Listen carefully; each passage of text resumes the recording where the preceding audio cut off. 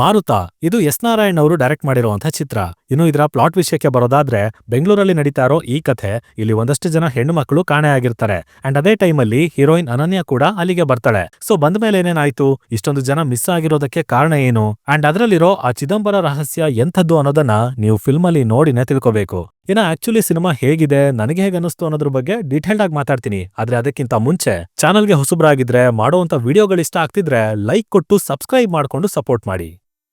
ಇಲ್ಲಿರೋ ಪಾಸಿಟಿವ್ಸ್ ಬಗ್ಗೆ ಹೇಳೋದಾದ್ರೆ, ಒಂದು ಶರತ್ ಲೋಹಿತಾಶ್ವ ಅವರ ಪಾತ್ರ.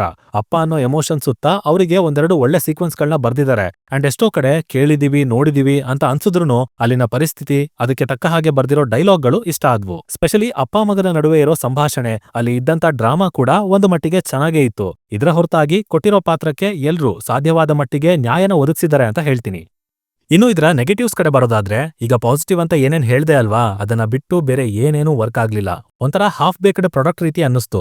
ಲೀಸ್ಟ್ ಮಾಡೋದಕ್ಕೆಲ್ಲ ಹೋಗಲ್ಲ, ಬಟ್ ಏನಂದ್ರೆ ಇದರ ಬರವಣಿಗೆ ತುಂಬಾನೇ ಇನ್ಕನ್ಸಿಸ್ಟೆಂಟ್ ಆಗಿದೆ. ತುಂಬಾ ಕಡೆ ಇರ್ರೆಲೆವೆಂಟ್ ಅಂತಾನೂ ಅನ್ಸುತ್ತೆ. ಇಲ್ಲಿ ಮೊದಲು ಹೇಳಿದಂತ ವಿಷಯಕ್ಕೂ ಮತ್ತೆ ಸಿನಿಮಾ ತುಂಬಾ ನಡೆಯೋ ಕಥೆಗೂ ಪ್ರಾಪರ್ ಕನೆಕ್ಷನ್ ಅನ್ನೋದೇ ಇಲ್ಲ. ಕಷ್ಟಪಟ್ಟು ಒಂದ್ ಕಡೆ ಕನೆಕ್ಟ್ ಮಾಡ್ತಾರೆ, ಬಟ್ ಅಷ್ಟೊತ್ತಿಗಾಗ್ಲೇ ಅಯ್ಯೋ ಗುರುವೆ ಹೀಗೆಲ್ಲ ಆಗೋದುಂಟಾ, ಲಾಜಿಕ್ ಎಲ್ಲಿದೆ ಅನ್ನೋ ತರ ಪ್ರಶ್ನೆ ನಮ್ಮಲ್ಲೇ ಹುಟ್ಕೊಳತ್ತೆ. ಹಾಗೇನೆ ಪ್ರೆಸೆಂಟೇಷನ್, ಸಣ್ಣ ರೂಮ್ ಒಳಗೆ ಕೂತ್ಕೊಂಡು ಎಕ್ಸ್ಟ್ರಾರ್ಡಿನರಿ ಮಾಸ್ ಡೈಲಾಗ್ಗಳನ್ನ ಹೊಡಿತಾರೆ. ಹೇಳೋ ಸಂದರ್ಭಕ್ಕೂ ಡೈಲಾಗ್ ಅಲ್ಲಿರೋ ತೂಕಕ್ಕೂ ಸಂಬಂಧನೇ ಇಲ್ಲ. ಲೈಟ್ಸ್ ಆಫ್ ಆನ್ ಆಗೋದಕ್ಕೆಲ್ಲ ಹೆವಿ ರಿಯಾಕ್ಷನ್ಗಳು, ಜೊತೆಗೆ ನಗಿಸ್ಬೇಕು ಅಂತ ಹೇಳಿ ಏನೇನು ಬರ್ದಿದ್ದಾರೆ ಆ ಸೀಕ್ವೆನ್ಸ್ಗಳು, ಅದರಲ್ಲೂ ಹುಡುಗಿನ ತೋರಿಸಿರೋ ರೀತಿ, ಆ ಪಾತ್ರ ಅದನ್ನ ಆಬ್ಜೆಕ್ಟಿಫೈ ಮಾಡಿರೋ ರೀತಿ, ಕನ್ವರ್ಸೇಷನ್ಗಳು, ಆ ಕ್ಯಾಮ್ರಾ ಆಂಗಲ್ಗಳು, ಅಂದ್ರೆ ಸೀರಿಯಸ್ಲಿ ಇವೆಲ್ಲ ಕಾಮಿಡಿನ?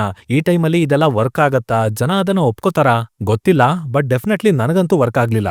ಇನ್ನ ಹಾಡ್ಗಳು, ಅದರ ವಿಜುವಲ್ಸ್ ಪರವಾಗಿಲ್ಲ, ಪ್ರೀ ವೆಡ್ಡಿಂಗ್ ಶೂಟ್ಗಿಂತಾನೂ ಚೆನ್ನಾಗಿ ತೆಗ್ದಿದ್ದಾರೆ. ಆದ್ರೆ ಊರಿಗ್ ಬಂದ ಅಂತ ಹೇಳಿ ಒಂದ್ ಹಾಡು, ಲವ್ ಆಗಿದ್ದಕ್ಕೊಂದ್ ಹಾಡು, ನೋವಾಗಿದ್ದಕ್ಕೆ ಅಂತ ಇನ್ನೊಂದ್ ಹಾಡು, ಇವೆಲ್ಲ ಸೇರಿ ಮೊದಲೇ ಡಿಸ್ಕನೆಕ್ಟ್ ಆಗಿರೋ ಸಿನಿಮಾನ ಇನ್ನೂ ಜಾಸ್ತಿನೇ ದೂರ ತಳ್ಳಿದೆ.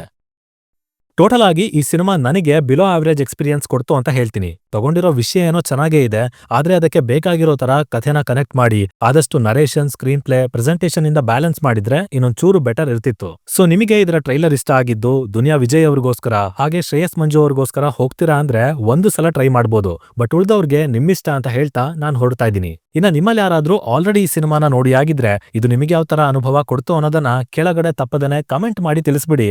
ಡಿಸ್ಕಷನ್ ಮಜವಾಗಿರುತ್ತೆ. ಸೈನಿಂಗ್ ಆಫ್, ಲಿಖಿತ್.